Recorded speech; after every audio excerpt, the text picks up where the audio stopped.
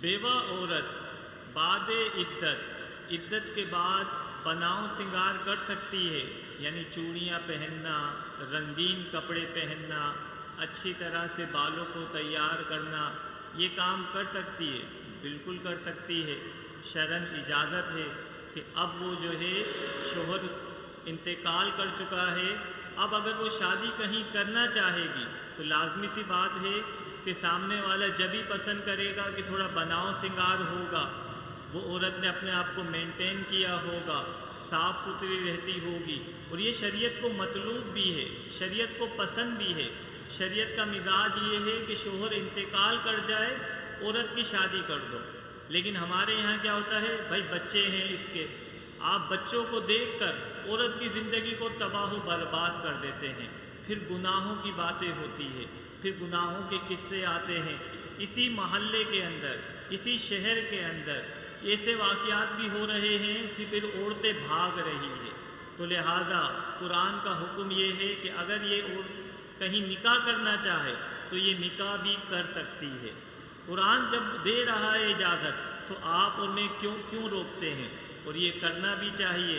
ہمارے یہاں بیوہ عورت کی دوسری شادی کو معیوب سمجھتے ہیں، بالخصوص خواتین، یہ ان کے اندر بری عادت ہوتی ہے، وہ اسے جو ہے عیب لگاتی ہے اور اس کے اوپر طعنہ کستی ہے۔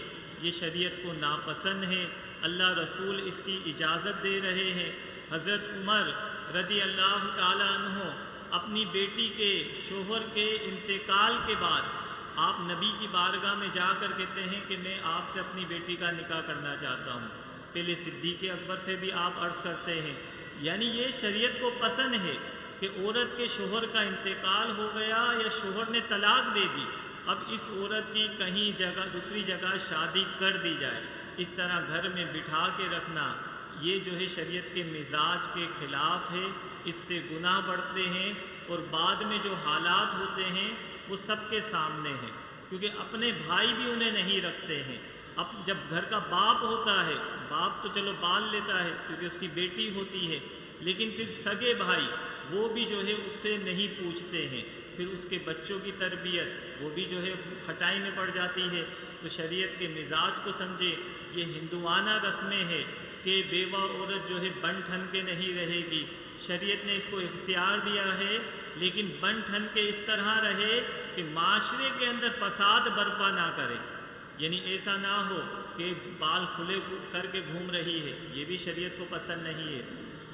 گھر میں رہے، اچھی طرح رہے، بناؤ سنگار کرے تاکہ اس کے رشتے آئیں، اور اس طرح اس کے رشتے کے معاملات آگے کی طرف بڑھیں، اور یہی شریعت کو مطلوب ہے۔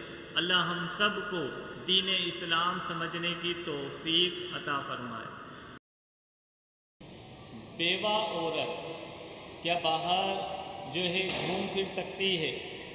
دیکھیں، اگر اس کی عدت مکمل ہو چکی ہے، کیونکہ عدت کے دوران تو عورت باہر نہیں نکل سکتی ہے، بلا وجہ عدت کے دوران عورت کا باہر نکلنا گناہ ہوگا، اور وفات کی عدت ہے 4 مہینے 10 دن، 4 مہینے 10 دن تک عورت باہر نہیں نکل سکتی۔ اب 4 مہینے 10 دن ہو چکے ہیں، اس کے بعد عورت باہر نکل سکتی ہے تو بالکل باہر نکل سکتی ہے، لیکن پردے کے اہتمام کے ساتھ، پردے کا خیال کرتے ہوئے وہ باہر جا سکتی ہے، شرعاً اسے اجازت ہے۔ دوسرا سوال ہے کہ اگر عورت مر جائے تو شوہر اسے غسل دے سکتا ہے؟ اسی طرح شوہر مر جائے تو عورت اسے غسل دے سکتی ہے؟ تو دیکھیں، یہ دونوں منع ہے۔ کیوں ہے؟ کیونکہ ابھی ہمارے پاس ایسے لوگ موجود ہیں جو ان کا غسل کر سکتے ہیں، یعنی عورت کا غسل عورت ہی دے، یہی شریعت کی جانب سے حکم ہے۔ مرد کا غسل مرد ہی دے، یہی شریعت کی جانب سے حکم ہے۔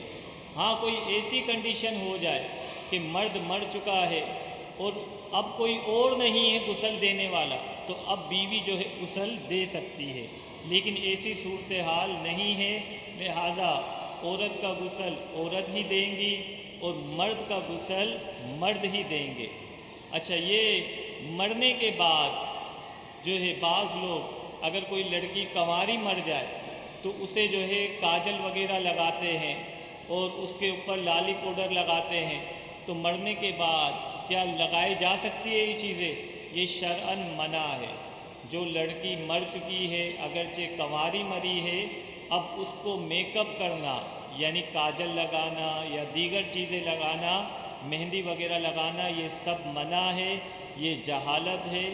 اللہ کے رسول صلی اللہ علیہ وسلم کی شریعت میں اسے ممنوع قرار دیا ہے، لہٰذا جس طرح شریعت نے حکم دیا ہے اسی طرح دفنا دیا جائے گا، اس میں کوئی زیادتی نہیں ہوگی۔